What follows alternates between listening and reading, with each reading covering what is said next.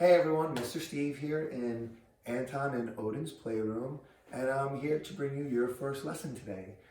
As we said earlier, we'll be bringing about 3 lessons a week, and they will normally be at the studio, but since I know you guys won't be at the studio, I wanted to do the first lesson in our home to kind of remind you, or at least go over all the things that you're going to have to keep in mind that are going to be different now that you don't have the mats and the pads that you normally have access to. So number one is still, remember, this is a dangerous activity.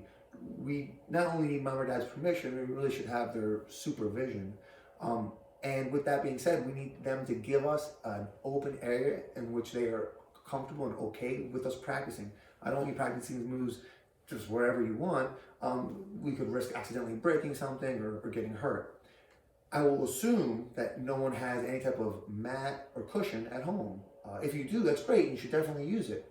But if you don't, you're going to need to get comfortable falling on a harder surface. We're not going to do any type of hard takedowns, but still, even light work is different on a hard floor versus on a mat. Remember, when practicing your break falls, start from a seated position. Don't start standing.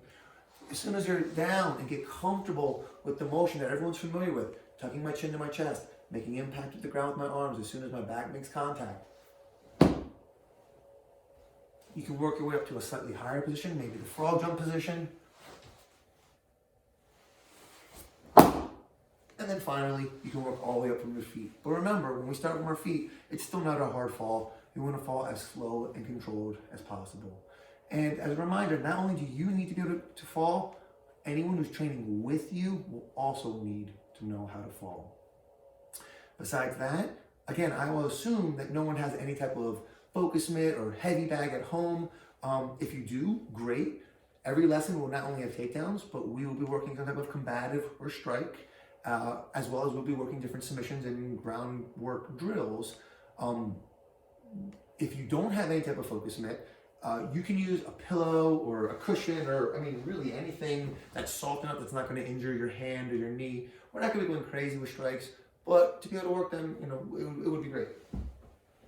And besides that, lastly, the thing that you're going to need probably the most is a good attitude.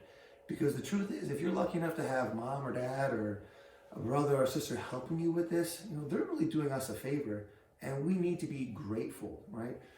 We need to understand that this is something that we like to do. And if they're helping us, they're doing us a favor. So just as a recap, making sure that we have mom and dad's permission and really supervision.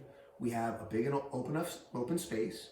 We are able to practice our break falls. We feel comfortable falling, so slow and controlled. We have some type of pad that we can use for striking, and just the right mindset to understand that this is a difficult thing that we're going to be trying. That if someone's helping us with it and they don't usually do it, that's really, really cool of them. So awesome. All right. I look forward to seeing you guys soon.